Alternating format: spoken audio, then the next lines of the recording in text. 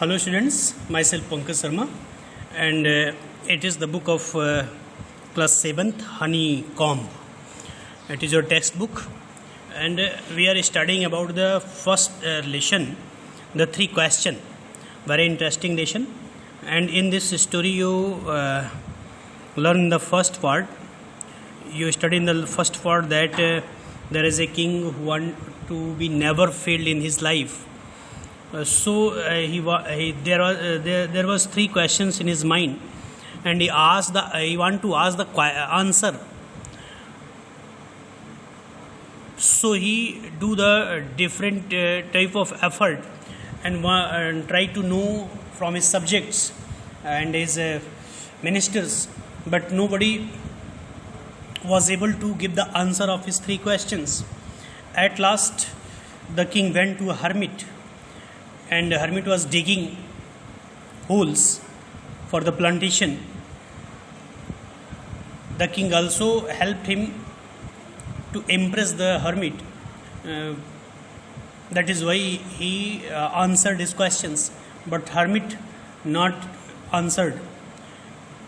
What happened again? That is in the second part. Today we read about this. Read the second part and concept understand by us.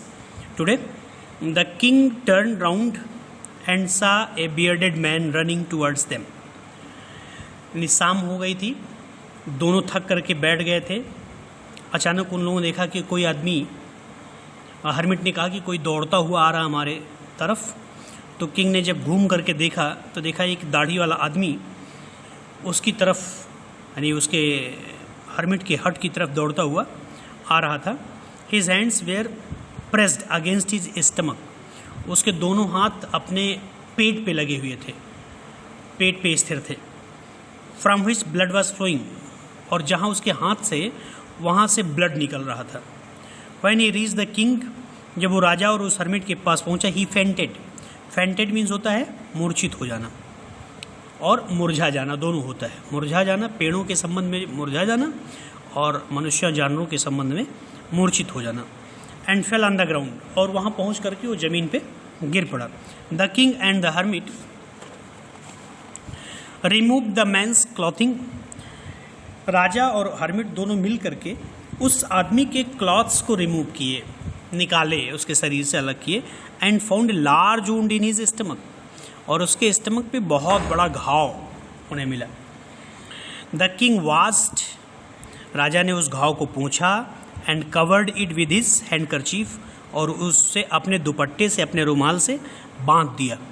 But the blood would not stop flowing, लेकिन जो blood की flowing थी, खून का जो बहना था, वो स्टॉप नहीं हुआ, रुका नहीं. द किंग रीड्रेस्ड, राजा ने पुनः उसकी ड्रेसिंग किया, पुनः उस पर पट्टी बांधी. The wounds until at last the bleeding stop, और तब तक वो उस पर पट्टी बांधता रहा या उसका उपचार करता रहा जब तक कि ब्लीडिंग स्टॉप ना हो जाए, अर्थात उसकी ब्लीडिंग रुक गई किंग के एफर्ट से, किंग के प्रयास से. द मैन फेल्ट बेटर, वो आदमी अब पहले की अपेक्षा ज़्यादा अच्छा महसूस कर रहा था. And asked for something to drink, और उसने मांगा कि मुझे कुछ पीने के लिए दे दीजिए, अर्थात उसे प्यास लगी हुई थी. The king brought fresh water, राजा साफ पानी लेकर के आया. एंड गेव टू हिम, और उसे पीने के लिए दिया. By this time the sun had set, अब सूर्य लगभग डूब चुका था. And the air was cool, और हवा ठंडी हो चुकी थी. The king with the hermit's help carried the wounded man into the hut. वो राजा उस हर्मिट की सहायता से उस घायल आदमी को हट में ले गया. हट मीन्स झोपड़ी, हर्मिट की झोपड़ी थी वहाँ पे, उसमें वो लेकर गया. And laid him on the bed, और उसे लेटा दिया बेड पे, बिस्तर पे. The man closed his eyes, आदमी ने अपनी आंखों को बंद कर लिया. एंड ले क्विट, और एकदम शांति से लेट गया, सो गया. The king tried by his walk, tired by his walk, sorry tried नहीं, टायर्ड. राजा लगातार चलने के कारण, मेहनत करने के कारण and the work he had done, और जो काम किया था उसने, डिगिंग किया था हर्मिट के साथ, वो भी थक गया था. Lay down on the floor, वो ज़मीन पे ही लेट गया. And slept through the night, और पूरी रात वो सोता रहा. यानी राजा को भी बहुत अच्छी नींद आई. व्हेन ही अवोक, अवोक मीन्स जागना या उठना, नींद से जागना या उठना. अवेक का सेकेंड फॉर्म अवोक है. अवेक, अवोक, अवेकन, ये तीनों फॉर्म चलते हैं. अवेक, अवोक और awoken. It was several minutes before he could remember. जब वो जगा तो कई मिनट्स तक वो रिमेंबर नहीं कर सका, याद नहीं कर सका कि उसके साथ क्या हुआ था. वेयर ही वाज, कि वो कहाँ है. राजा जब उठा तो कई मिनट तक उसे लगा कि वो तो अपने महल में, उसके दिमाग में ये था, जबकि वो हर्मिट की झोपड़ी में था. Are who the strange bearded man, उसे ये भी नहीं याद था कि वो विचित्र, स्ट्रेंज मीन्स होता है विचित्र, वो बियर्डेड मैन कौन था. Lying on the bed was, जो बेड पे सो रहा था. Forgive me said the bearded man in the weak voice. राजा उठ करके बैठ गया. थोड़ी सी उसकी तंद्रा खत्म हुई. तंद्रा मीन्स जो हल्की नींद की अवस्था होती है सुबह उठते समय, उसे तंद्रा बोलते हैं हिंदी में. और जब वो थोड़ा सा रिफ्रेश हुआ, थोड़ा सा चैतन्य हुआ, तो उस बियर्डेड मैन भी उठ चुका था. उसने राजा से कहा फॉरगिव मी, मुझे क्षमा कर दीजिए. क्या बोला? Forgive me. फॉरगिव मीन्स क्षमा करना. Forgive me. व्हेन ही सा द किंग वॉज अवेक, जब उसने देखा कि राजा जाग गया है तो उसने राजा से क्षमा मांगी. आई डोंट नो यू, मैं तुम्हें जानता तक नहीं.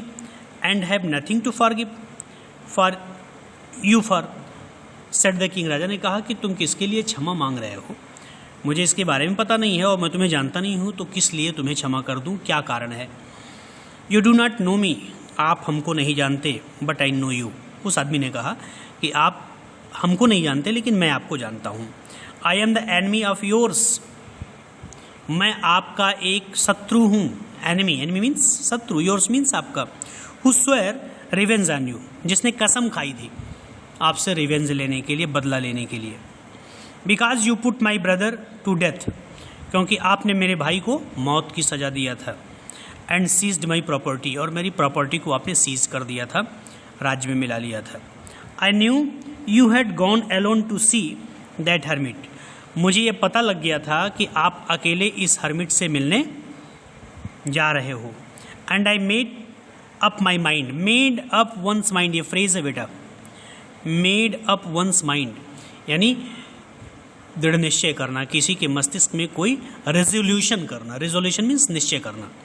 तो मैंने निश्चय कर लिया to kill you on your way home, मैंने निश्चय किया कि जब तुम हर्मिट से मिल करके वापस लौटोगे तो रास्ते में मैं तुम्हें मार दूंगा. बट द डे पास्ड, लेकिन दिन बीत गया. And you did not return, और तुम वापस नहीं लौटे.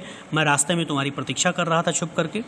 सो I left my hiding place, तो मैं अपने छुपने वाले स्थान से बाहर आ गया.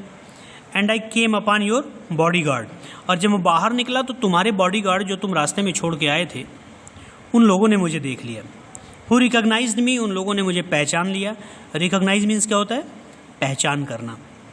उन्होंने मुझे रिकॉग्नाइज कर लिया. एंड वुंडेड मी, और उन्होंने मेरे ऊपर अटैक किया जिससे मैं घायल हो गया. आई एस्केप्ड फ्रॉम हिम, मैं उन लोगों से तो बच गया. But I should have died, लेकिन मुझे मर जाना था, मैं मर गया होता. If you had not dressed my wounds, अगर आपने मेरे घाव को ड्रेसिंग नहीं किया होता. I wish to kill you, मैंने आपको मारने की इच्छा की.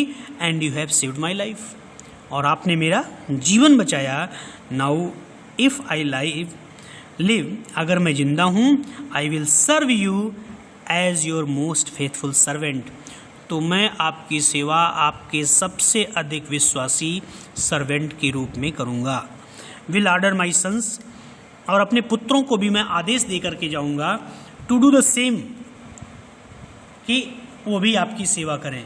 फॉरगिव मी, इसीलिए मैं आपसे क्षमा मांग रहा हूँ, आप मुझे क्षमा कर दीजिए.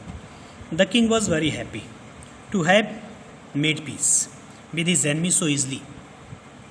राजा अपने शत्रु से इतने आसानी से पीस स्थापित करने में सफल हुआ, इस चीज से बड़ा प्रसन्न हुआ. And to have won him over as a friend, और उसके ऊपर उसे विजय प्राप्त हुई, कोई वर्डली विजय नहीं बल्कि मेंटल विजय उसे प्राप्त हुई, मेंटल विक्ट्री। और वो जो उसका शत्रु था वो क्या बन गया, मित्र बन गया। ही नॉट ओनली फॉरगेव हिम, उसने केवल उसे क्षमा ही नहीं किया, बट सेड, बल्कि ये भी बोला, he would send his servants and his own doctors to look after him, मैं अपने नौकर और अपने डॉक्टर्स को तुम्हारे लुक आफ्टर के लिए भेजूंगा। लुक आफ्टर मीन्स देखभाल करना, क्योंकि वो वुंडेड था। एंड ही प्रॉमिस्ड, और उसने वादा किया, प्रॉमिस मीन्स वादा करना, to give back the man his property, उसने कहा कि जब तुम स्वस्थ हो जाओगे तो मैं तुम्हें तुम्हारी प्रॉपर्टी वापस भी कर दूंगा, क्योंकि अब वो उसका एनिमी नहीं रहा। Living the wounded man, the king went out of the हट, वुंडेड मैन को झोपड़ी में छोड़ करके राजा हट के बाहर आया, झोपड़ी के बाहर आया। Look round for the hermit, और हर्मिट को चारों तरफ तलाशने लगा। Before going away he wished once more to get answer to his question, यहाँ से जाने से पहले उसके मन में अब भी एक इच्छा थी कि उसे अपने प्रश्नों का उत्तर मिल जाए।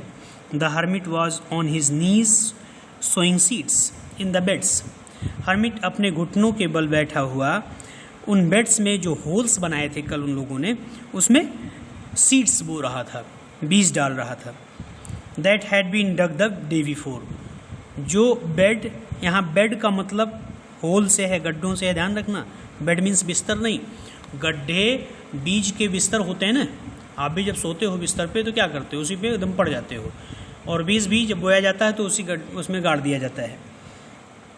The king went up to the hermit, उसने हर्मिट के पास गया, एंड सेड, और पूछा, for the last time I beg you, मैं अंतिम बार आपसे प्रार्थना करता हूँ, to answer my question wise man, हे बुद्धिमान व्यक्ति, मेरे प्रश्नों का उत्तर आप दे दो। वो राजा था लेकिन विनम्रता पूर्वक वो बात कर रहा था अपनी चीज़ों को पाने के लिए। इसलिए स्टूडेंट्स, आप नॉलेज गेन करने के प्रोसेस पे हो, और नॉलेज गेन करने का सबसे पहला रूल ये होता है कि आपके अंदर नोबेलिटी होनी चाहिए, आपके अंदर विनम्रता होनी चाहिए, अपने टीचर्स, अपने गार्जियंस के प्रति रेस्पेक्ट होना चाहिए।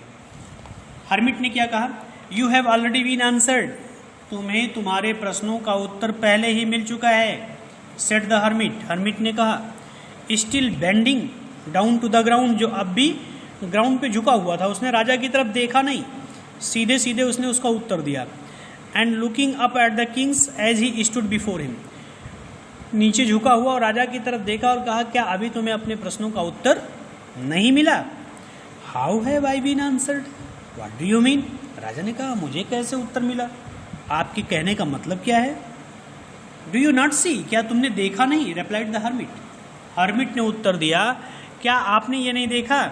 If you had not pitied my weakness yesterday, अगर आप कल मेरे वीकनेस पे दया नहीं किए होते, और दया करके आपने क्या किया था मेरे साथ, मैं बेड्स खोद रहा था, होल खोद रहा था, और आपने उसको खोदने मेरी सहायता किया, मेरे ऊपर दया किया। And had not dug these beds for me, और मेरे लिए ये बेड्स आप डग नहीं किए होते, you would have gone away, तो आप मेरे पास से वापस लौट जाते। Then that man would have attacked you, तब यह आदमी तुम्हारे ऊपर अटैक कर देता। And you would have wished you had stayed with me, लेकिन तुमने क्या किया, तुमने मेरे साथ रुकने की इच्छा व्यक्त की। तो तुम्हारे पहले प्रश्न का उत्तर यह है कि सामने जो वर्क हो उसे पहले करना चाहिए, और लोगों के ऊपर दया करना चाहिए, ये इसका आंसर है।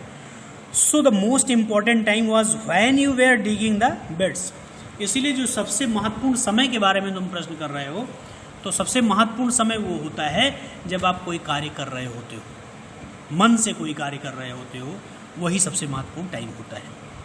तुम उस समय मेरे बेड्स को डिग कर रहे थे, वो तुम्हारे लिए सबसे इम्पोर्टेंट टाइम था।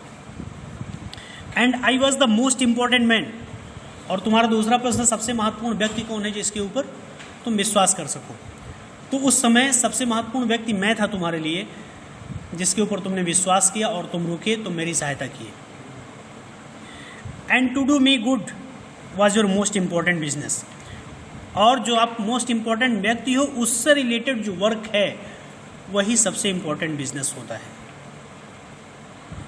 Afterward when the man ran to us, इसके बाद जब ये आदमी हमारी तरफ दौड़ के आया, the most important time was when you were caring for him, तो उस टाइम पे सबसे इम्पॉर्टेंट थिंग क्या था? उस आदमी का केयर करना, उसके ऊंड से ब्लीडिंग को रोकना, जो कि तुमने किया।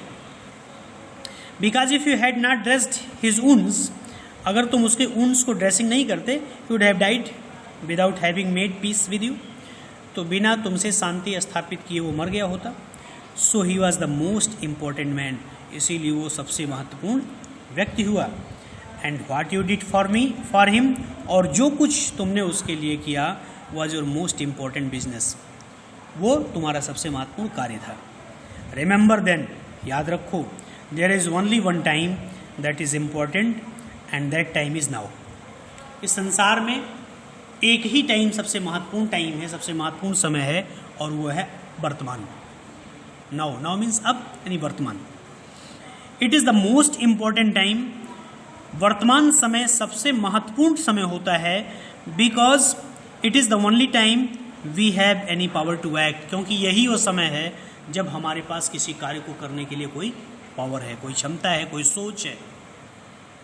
The most necessary person is the person you are with at the particular moment, और सबसे महत्वपूर्ण व्यक्ति वो व्यक्ति होता है उस विशेष क्षण में आप जिसके साथ होते हैं, वो व्यक्ति आपके लिए सबसे महत्वपूर्ण होता है। जैसे इस समय मैं आपके साथ हूँ, मैं आपको पढ़ा रहा हूँ, तो मेरे लिए आप पर्टिकुलर हो और मैं आपके लिए पर्टिकुलर हूँ।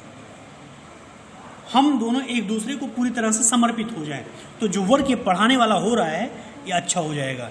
मेरा पर्पस हो जाएगा, आपको समझ में आ जाएगा, और आपका पर्पस ये होगा कि आप अच्छी तरीके से समझ जाओगे और आपकी रेस्पॉन्डिंग मुझे प्रसन्नता देगी।